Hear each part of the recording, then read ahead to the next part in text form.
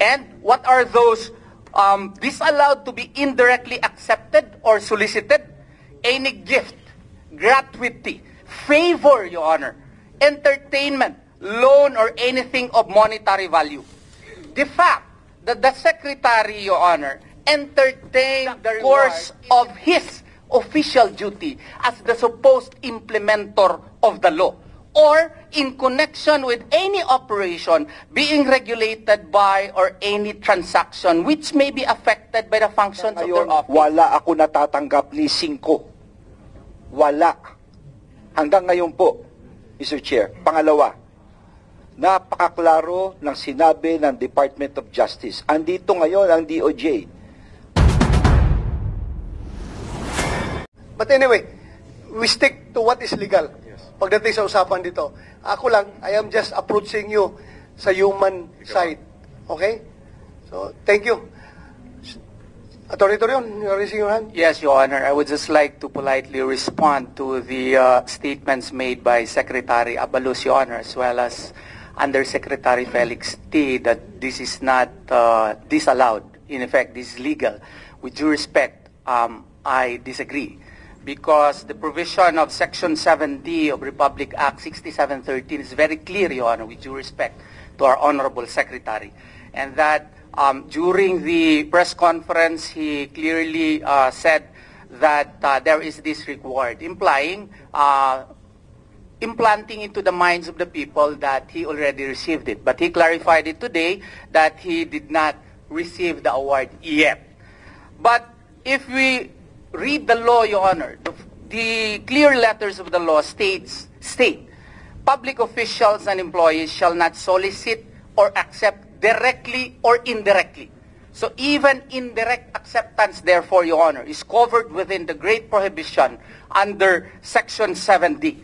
And what are those disallowed to be indirectly accepted or solicited?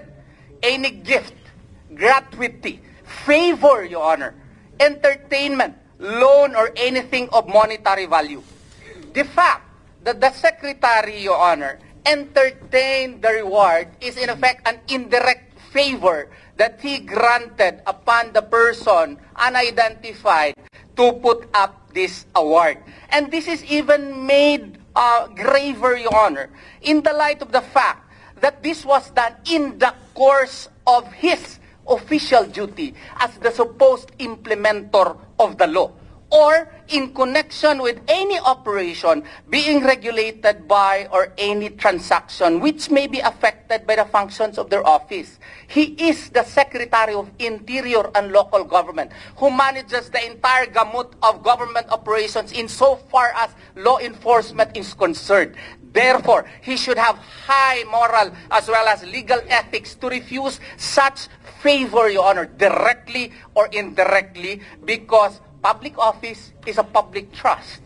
Any air of suspicion must be prevented, Your Honor, to be accorded to him. So therefore, if we read cases regarding the Villanueva case, Office of the Ombudsman versus Maria Rowena Regalado, Your Honor, it is very clear that any air of suspicion, if you are a public officer, especially in the case of Secretary Abalos, who heads the PNP, Your Honor, he has direct administrative supervision over the PNP. He commands them, Your Honor.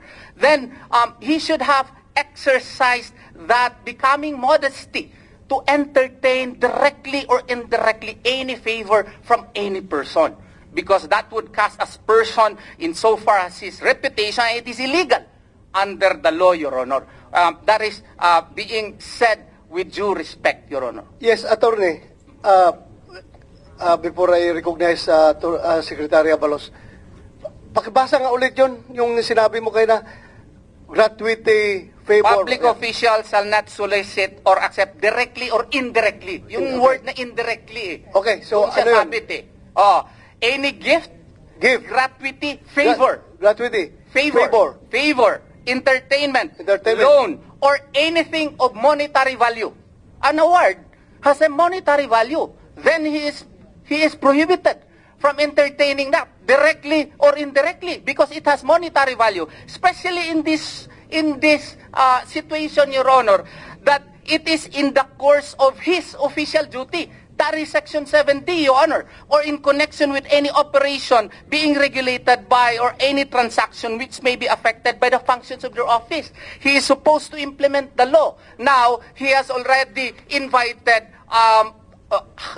reward hunters, if you don't want to call it bounty hunters, Your Honor, to go after Pastor Apollo Sikibuloy, even if our motion for reconsideration with the Department of Justice is still sitting, Your Honor. Even if the Department of Justice has not acted upon the case for 4 years, Your Honor, and all of a sudden, it was resolved in the height of the Senate investigation by Senator Hontiveros, Your Honor. And there is now a warrant of arrest, and we are still questioning the validity of the warrant of arrest, Your Honor. And now, the good secretary is offering the reward from private persons. Note, Your Honor, that PNP did not even offer an award. Why, Your Honor? Because they have their own NAPOLCOM memorandum circulars as to what are the requisites before you can put up an award. That is NAPOLCOM Memorandum Circular 2019 as amended by NAPOLCOM Circular number 2021, Your Honor. That's 063.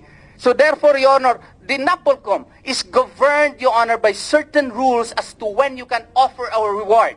Yet, the Secretary of Interior and Local Government is, well, all of a sudden, is entertaining and is even announcing to the whole world this reward system which is not in accordance with the NAPOLCOM circular, Your Honor.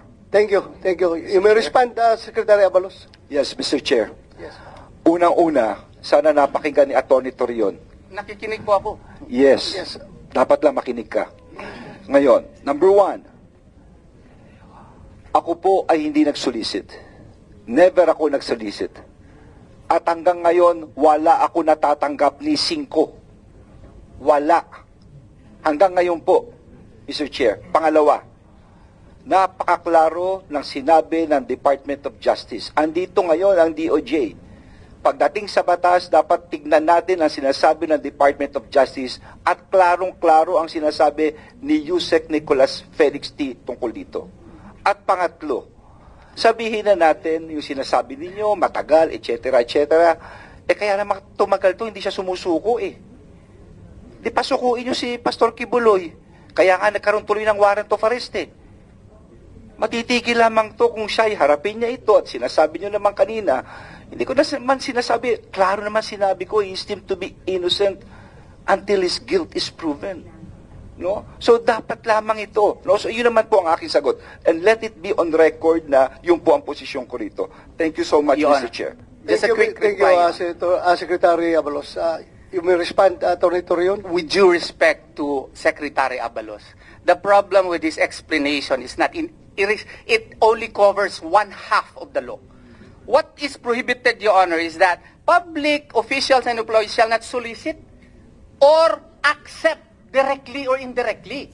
The fact that he announced it, Your Honor, even if we say that he did not physically accept the money, but offering the word is already an indirect acceptance of that favor, Your Honor. So therefore, it is covered by the law. And being a high officer of the government, he should have exercised the becoming modesty. Pare, baka bawal ito kasi public official, baka may kontrata ka sa akin. Baka sasabihin, tatakbo ako ng senador, baka sasabihin na magsusuporta ka sa akin kasi may kontrata ka sa akin. All of these are being covered within our rules, especially in the light of the fact that Section 3C of RA 3019 likewise prohibits this, Your Honor. That is our only concern here, especially in the light of the fact that we are even questioning the finding of probable cause. The motion for reconsideration, Your Honor, is still pending with the Department of Justice even until now. Yet they allowed the warrant of arrest to be issued. They allowed harassment in the Kingdom of Jesus Christ structures every day, Your Honor, where policemen would be jogging at 5 o'clock in the morning with full battle gear, Your Honor, only clearly to show that they are harassing our members. That is our point, Your Honor. Thank you, Atty. Torion. Yusek T., you have the floor. Thank you, Mr. Chair. Nais rin namin sumagot dun sa dalawang sinabi ni Atty. Torion. Unang-una tungkol dun sa RA 6713 na sinasabi niya linabag ni Secretary Abalos. Maliwanag naman ang pabuya, ang pera, ang salaping maabing mabigay sa DILG, pinapalabas ni Atty. Torion na ito ay suhol. Hindi ito suhol. Maliwanag sa batas na ito ay magiging suhol kung binigay ito or inulit ito para sa isang pabor. Hindi man nagbibigay ng pabor si Secretary Abalos. Ginagawa lang niya ang kanyang tungkulin, ang aming tungkulin na may patupad ng ating mga batas. Ang pangalawang gusto naming sagutin ay ang pagsabi niya. Ang sinabi niya ng DOJ daw ay nagkamali dahil hindi namin na-actionan agad ang appeal laban kay Pastor Kibuloy. Itong issue na to, unang-una, nasa korte na to. Kumbaga, kung gagamitin natin yung sinabi ni Atty. Torion kanina, sub judice na ito. So, kumbaga, sinasabi niya na si Secretary Abalos, linalabag ang sub judice rule, ngayon, ginagawa din niya. At bukod doon, ang korte mismo ang nag-issue ng warrant of arrest laban kay Pastor Kibuloy. So, ibig sabihin, para sa korte, may ebidensya at walang mali ginawang ang DOJ doon sa pagdesisyon sa kaso ni Pastor Kibuloy. Yun lang po, Mr. Chair. If I may, Your Honor. Thank you, Authority. Yusek. With due respect po Atty. kay Torion, go ahead. Undersecretary Te, wala po akong sinabing suhol. Ang sinabi ko dito, yung public official shall not solicit and accept directly or indirectly any gift, gratuity, or favor. Wala po akong sinabi. I just quoted the law as it is, Your Honor. And with due respect to Secretary Abalos, baka meron talaga sipyat po dito. No? Kasi nga, yung Napolcom nga, meron nga silang clear parameters na-explain ko na last hearing po, yung Napolcom Memorandum Circular. Kaya siguro yung PNP hindi put up ng reward. Because if we will base it on their parameters, Your Honor, yung pinakamataas nga, si Sahiron, ay 6.7 million lang ata. Si Pastor Kibuloy, 10 million. Oo. So, even if we base it upon the parameters of the Napolcom Memorandum Circular, which actually has its own committee, Your Honor, committee on reward, no? They have their generals who will discuss these matters and apply the parameters before they would come up with the reward. They did not even put up that reward. Why? Because Pastor Apollo Kibuloy would not fit into the parameters set by the Napolcom Memorandum Circular. And then, sinabi ko na nagkamali ang DILG, hindi po ako nagsabi nagkamali. Although, nag-file kami ng motion for reconsideration po sa DILG kasi sa tingin po namin, medyo kailangan po yun wastuhin. Pero yung sub judice rule, alam ko po na si Undersecretary Te, alam niya na if you are only discussing as to what happened, as to the procedural incidents of the case, that's not sub judice. But if he has a jurisprudence, Supreme Court decisions which can enlighten me, I am willing to learn, Your Honor. But as of my reading, Your Honor, that is not sub judice. Sub judice happens when you now narrate the declarations of a particular person in his affidavit and ascribe it to be rightful, just like, with due respect to Secretary Abalos, just like what he did a few minutes ago. That's sub judice. Yeah, okay. Thank you. I just would like to state for the record that the sub judice rule does not apply in any legislative inquiry. It was already ruled by the Supreme Court. Kung kinakailangan namin yung mga impormasyon na yan galing sa ating mga resource person, sub judice rule does not apply according to the Supreme Court kung required yan ng committee. But before I recognize you want to ask question? Okay. After you, Secretary Abalos. Atty. Torion, if you are wondering why, bakit yung sa PNP yung pinaka violent na terorista ang nakalagay lang doon, as you said, 1.2 million? Or ilang milyon ba yun? Pinakamataas? Ha? 6.7 million. Pinaka-Sahiron, 6.7 million. I-compare mo ngayon kay Pastor Kibuloy, 10 million pesos. Itong 6.7 million, government funds ito, kaya limitado kung maraming pera ang PNP, baka mga 20 million pa yan kung sobra-sobra ang pera na PNP. Pero limitado ang pera ng PNP, kaya kinakalibrate lang ng PNP yung pagbigay ng reward. Pero itong dito sa nag-offer kay Secretary Abalos na mga civilian entities, baka mga mayayaman, may kaya, so they can put up more money. Pakinggan muna natin after Senator Robin Padilla, I will recognize Secretary Abalos. Go ahead, Senator Padilla. Maraming salamat po. Gusto ko lamang po uli-balikan si Yusek Nicolas Felix T. Kasi po, kasalukuyan na po kami nag-uusap ng aking legis para po kung ano pa yung pwede nating gawin doon sa batas. Gusto ko lang pong linawin uli, parang verification lang po kanina sinabi nyo kasi iba pa rin ang bounty at reward. Yung bounty po para sa convicted. Yung reward para po sa accused pa lang. At pwede din po reward sa informasyon lang.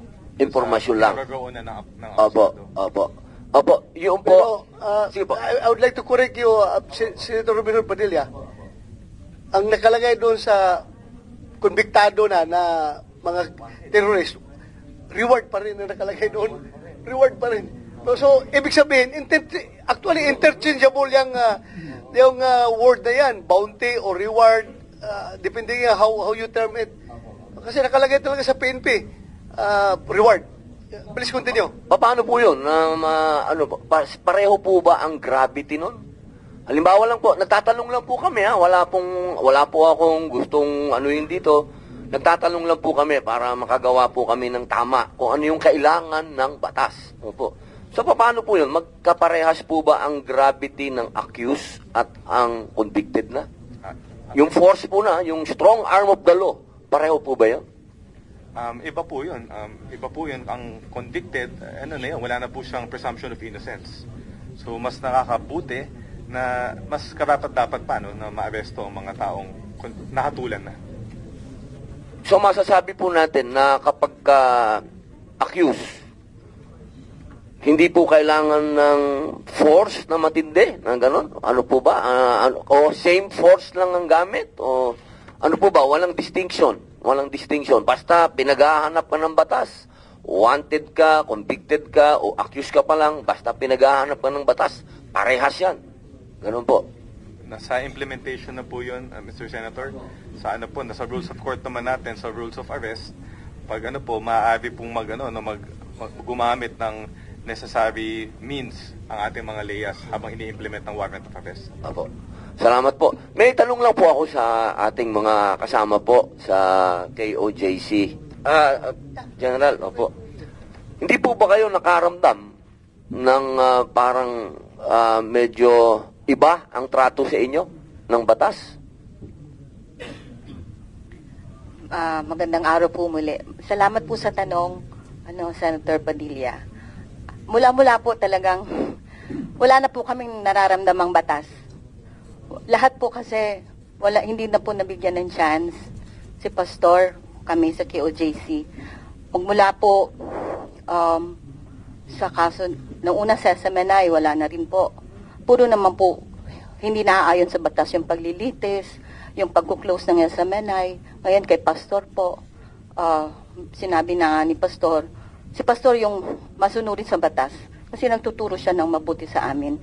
Hindi niya talaga ito aatrasan. Hindi talaga. Kasi gusto niya talaga makakuha ng katotohanan. Kaso po, sa nangyayari po ngayon dito sa ating pamahalaan, wala po kasi kaming matanggap na yung parang justice, secretary. Kasi parang na-weaponize na po lahat ng agency sa DOJ. Ang tagal ng kaso, binuhay, sineparate, dinagdagan, naging human trafficking na yung rape, naging, ngayon nga, may amla na, may money laundering na-freeze na yung mga assets namin. Lahat sa Kongreso, sa Senado, wala po talaga yun po yung nararamdaman namin ngayon. Kaya Sana i-exempt mo itong committee na ito. Kaya nga, nagpapasalamat po talaga kami for the first time. Salamat, nakikinig naman ng lahat ng buong kingdom citizen dito sa Pilipinas, maging sa buong bansa, buong mundo. Nakikiisa sila sa amin ngayon sa pagharap, kahit nung first, na nabigyan talaga kami ng boses. Sa unang pagkakataon lang po talaga ito na, ay salamat, meron pa pala talagang nakikinig at magbibigay sa atin ng pagkakataon na maitama naman.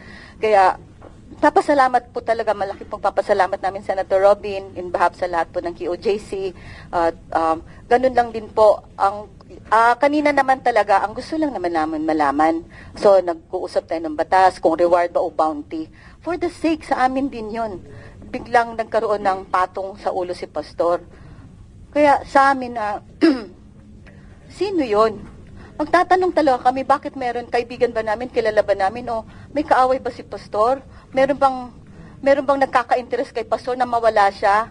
Ganon. Bakit may influence ba si Pastor? Anong bang interest nila kay Pastor? Bakit ganon na lang talaga sila atat na atat? Grabe sila kung mangharas. Bakit si Pastor, ang dami namang problema ng Pilipinas, ang dami namang kriminal, ang dami namang mga drug bust nila na ayaw ko kung totoo o hindi. Bakit wala po yan? Bakit si Pastor, yun po ang nararamdaman namin ng buong Kingdom Nation. Nananahimik kami. Sabi nila, nananahimik ang pulis. Kami yung nananahimik. Wala ibang tinuturo si Pastor kundi pagmamahal, kaligtasan, pagtulong, nation building ever since. Yun talaga ang advokasya ni Pastor Kibuloy. Bigla na lang nagkaganito pagkatapos sunod-sunod na po nung mawala po sorry for the pero nung matapos po yung ni PRRD, wala na po, naipit na po lahat talaga si Pastor, gipit na po si Pastor. So yun lang po ang gusto namin ipaabot sa lahat. Bakit po ganon? Kaya maraming salamat po in behalf po ng buong Kingdom of Jesus Christ, Senator Robin, Senator Bato, at sa lahat po ng, alam namin marami pa rin matitino, marami pa rin naman talaga mabubuti ang puso sa ating mga leaders, sa lahat ng mga namamahala. Kaya we are taking this chance at pagkakataon na masiayos po lahat. Sabi naman ni Pastor, ulitin ko lang, kasi hindi na namin kasama si Pastor, na haharap naman talaga siya kung ano yung korte. Yung natapos na kaso sa Davao, binuhay lang nila ulit sa DOJ, binuhay ulit nila sa Pasig at sa Quezon City, nahati pa. Haharap talaga si Pastor, wag lang po talaga wag lang talaga makisawsaw, wag lang talaga makialam ang Amerika. Kung wala lang dito lang talaga sa ating pamahalaan, dito lang talaga sa ating korte, makakaasa po talaga kayo na si Pastor, pero hindi po namin siya ngayon kasama, pero hopefully nakikinig si Pastor at malalaman din niya itong mga nangyayari, kaya maraming salamat po. At pareho pala kami.